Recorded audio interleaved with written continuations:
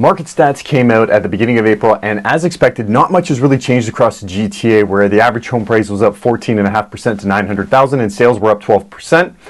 New listings were up just a little bit, about 3%, and active listings were down 31%. So fewer sales and fewer listings. And this is really important, and I'm driving this point home because if we're going to see a massive correction, we would need a reduction in sales, the demand, and a major increase in listings, which is supply.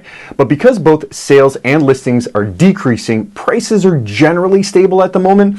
The market was red hot at the first 6 weeks of the year, so sellers may not hit those sale prices, but no, the values are definitely not diving by 20 or 30% at this point.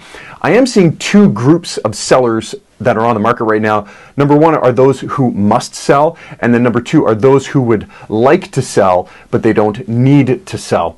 The sellers who must sell, group number one, they are the ones who likely bought a home in Jan or February, and they need the funds from their current home sale to close on their new purchase.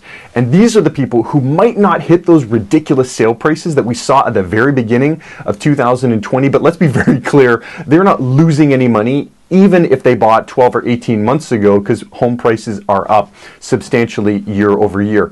The second group, number two, those who would like to sell but don't need to sell, are the ones that are testing the market. They might be attempting to sell their property before any possible major shifts happen, but they aren't really desperate to sell, and they're not willing to drop their sale prices 20 or 30% from the past few sales on their street or in their building.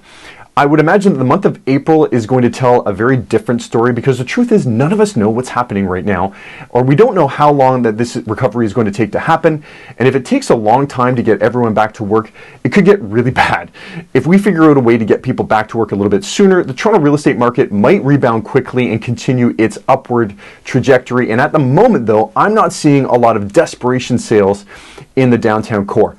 Benjamin Tal of CIBC, great economist, gave an excellent overview of the current state of this pandemic, and the main difference between this economic crisis and those of the past is that this one has a very clear end game to a sort of recovery, which is a vaccine or an antiviral is produced. And when that happens, some degree of post-recovery can happen. How the recovery is going to take shape is unknown, and a lot is going to change, and I know that my market stats and the report next month will be very different from what I have just outlined today. So until then, stay safe and stay healthy.